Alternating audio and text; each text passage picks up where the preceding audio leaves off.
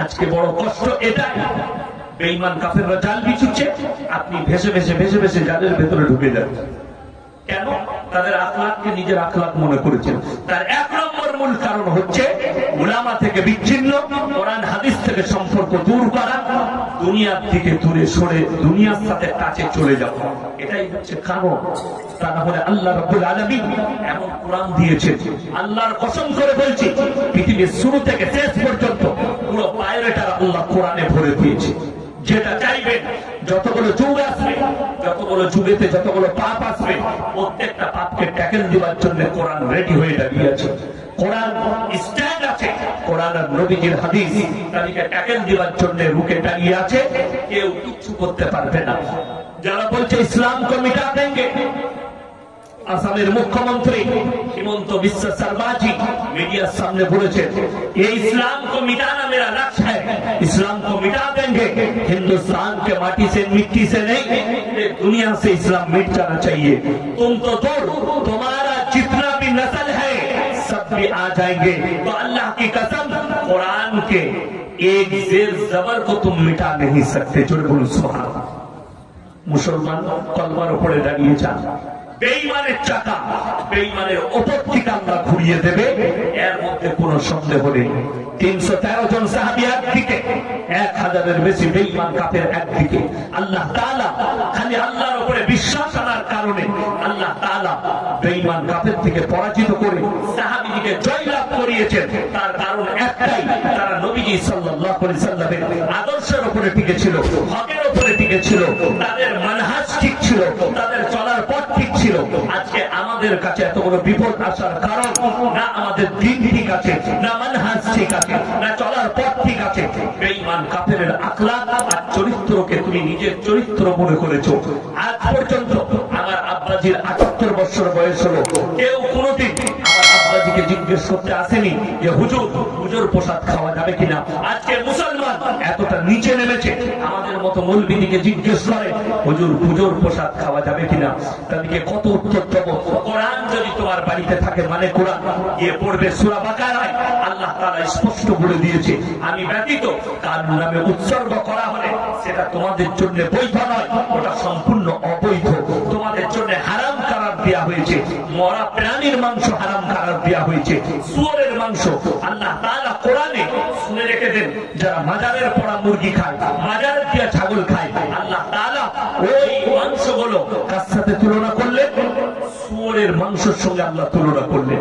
যেমন শুয়োরটা হারাম, ওই রকম ওই গাছের তলায় মুরগির মাংস দেওয়া, এই সমস্ত আল্লাহ ব্যতীত অপরের নামে উৎসর্গ করা জিনিসগুলো ওই ধরনেরই হারাম। আল্লাহ একসাথে মিট করে দিলেন যাতে মানুষ বুঝতে পারে, মানুষ ঘৃণা করে, মানুষ ওই জায়গা থেকে অ্যাভয়েড হয়। আমার মুসলমান ভাই, আজ থেকে সবাই নিয়ত করুন, আল্লাহর প্রিয় বান্দা সবাই হব। জোরে বলুন ইনশাআল্লাহ, আল্লাহর প্রিয় হব সবাই। কেন্দ্র থেকে শুরু করে রাজ্য পর্যন্ত আপনার বিরুদ্ধে ষড়যন্ত্র রয়েছে দিয়েছে। ভারতবর্ষের সমকামীকে রায় দিয়ে দিয়েছে সুপ্রিম কোর্ট, ভারতবর্ষের সমকামী থাকতে পারে। এত শুধু মুসলিম জীবন ব্যবস্থা নয়, ইসলামের জীবন ব্যবস্থা নয়, গোটা ভারতের জীবন ব্যবস্থা পঙ্গু হয়ে যাবে, নিশ্চয় নাবুদ হয়ে যাবে। সরকার, কেন্দ্র সরকার রায় দিয়েছে 5 মাস পর্যন্ত যে কোনো মেয়ে তার পেটের বাচ্চাকে নষ্ট করতে পারে। জিনার দিকে যুব সমাজকে আর যুবতীদিকে জিনার দিকে ঠেলে দেওয়া হয়েছে। আমি বলেছি আর 5 বছর পরে এই রায়গঞ্জের মার্কেটে, রায়গঞ্জের বাজারে, ইটাহারের বাজারে, আপনার মালদা টাউনে, মুর্শিদাবাদে যতগুলো টাউন আছে, এই টাউনগুলোর যে ডাস্টবিন গুলো আছে, এইগুলোতে আপনার ময়লা থাকবে না, এগুলোতে ভ্রূণ আর বাচ্চা পড়ে থাকবে, অবৈধ বাচ্চা পড়ে থাকবে, রাস্তাঘাটে কুকুরের মতো জিনা করবে, আর মুসলমানরা এই লেপেটে চলে আসবে। আপনি দেখুন, ডাক্তারের কাছে যান, 98% মেয়ে কি হচ্ছে, 98% মেয়ে সিজার করে বাচ্চা, ডাক্তারের পরামর্শ দিয়ে সিজার করে। মা সুস্থ থাকবে, প্রসব নর্মাল প্রসব করলে মারা যেত আগেকার যুগে। মা মারা যায়, মায়ের কষ্ট হয়, সিজার করলে মায়ের কষ্ট হবে না। সিজার করা বাচ্চা হলে তাদের ব্রেন বুদ্ধি ভালো হয়, সিজার করা বাচ্চা হলে তারা টেকনিক দিকে এগিয়ে থাকে। আমার বলা উচিত ডাক্তারকে জিজ্ঞেস করা, ডাক্তার সাহেব ছাগলগুলোকে সিজার করলে তাহলে মাথাগুলো একটু বুদ্ধিটা বেড়ে যাবে, ঠিক কিনা কথা বলে? যদি বুদ্ধি বাড়ে, কষ্ট তো ওই জায়গায়। আপনি ডাক্তারকে জিজ্ঞেস করুন, স্যার কুকুরের 5টা বাচ্চা হয়, শুয়োরের 10টা 12টা বাচ্চা হয়, 14টা পর্যন্ত শুয়োরের বাচ্চা হয়, বিড়ালের 5টা বাচ্চা হয়, ছাগলের 2টো বাচ্চা হয়, তাদেরকে কোনোদিন সিজার করা লাগলো না। আমার বইয়ের 1টা বাচ্চা হলে সিজার করা লাগলো। কার?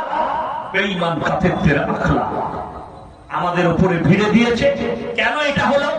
আমাদের ডাক্তার নাই, একটা ইমানদার ডাক্তার নেই। ওই জন্য কে বললো আপনার ছেলেকে মৌলবি করতে হবে? শুধু মৌলবি নয়, মৌলবি আলেম হবে তো আল্লাহ যা তকদিরে রেখেছে। আপনার ছেলেকে হাফিজে কোরআন করো, হাফিজে কোরআন করার পরে তাকে আবার স্কুলে দেন, সেই ছেলেটা হাফেজ হবে, তারপরে ডাক্তার হবে, প্রফেসর হবে, ইঞ্জিনিয়ার হবে, সে কওমে মিল্লাতের জন্য কাজ করবে। আজকে আমাদের একটা ভালো ডাক্তার নেই, একটা গাইনিক ডাক্তার ভালো নেই, একটা ইঞ্জিনিয়ার নেই, একটা প্রফেসর নেই, একটা ভালো উকিল নেই, একটা ভালো জজ নেই। ওই জন্য আমার মুসলমান ভাই আমরা বিপদগ্রস্ত। একটা যদি ইমানদার মুমিন উকিল থাকে তো আমাদের মতো মৌলবীরা ফেরে পড়বো নাকি? যে কটা আছে, আমার বর্তমান টাউনের কথা বলছি, আমি দিনাজপুরের কথা বলবো না, মালদার কথা বলবো না, যেহেতু জানি না। আমার বর্তমান টাউনে 4,500 ডাক্তার আছে। আমার ছোট মেয়েকে নিয়ে এক ডাক্তারের কাছে গেলাম, মুসলিম ডাক্তার, নামটা দেখলাম মুসলিম। 2-4 জন বললো বড় ডাক্তার, চলো। গেলাম, চেম্বারে ঢুকলাম, 3বার সালাম দিয়েছি, 3বার উত্তর দেয়। আমি বেরিয়ে চলে এলাম। যে ছেলেটা কম্পাউন্ডার ছিল সেও মুসলমান। আমি কি ব্যাপার, হারাম তো 3বার সালাম দিলাম, উত্তর দিল না। বলে হুজুর ভেতরে যে চুল কাটা মেয়েটা বসে আছে, আমি ওটা কি ওটার বউ?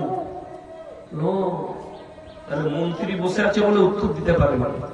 মন্ত্রীর কপালে দেখলাম সিঁদুর লাগানো আছে। অমুসলিম মেয়েকে বিয়ে করেছে, এ হারামখোর নিজে অমুসলিম হয়ে গেছে। আর আমি গতকালকে সকালবেলায় যখন এয়ারপোর্টে নেমেছি, ওখান থেকে ধর্মতলায় ভলভো বাসে চাপলাম। আমার ঘুমের অভাব ছিল, ঘুমাচ্ছি। তো একটা হোটেলে এসে গাড়িটা দাঁড়ালো, ওখানে ঘুম ভাঙলো, আমি ইস্তিনজা করলাম, তারপর আবার সিটে বসলাম। তো আমার পেছনে অনেকগুলো মেয়ে ছেলে ছিল। একটা মেয়ে বারবার আসছে আর আমাকে দেখে যাচ্ছে।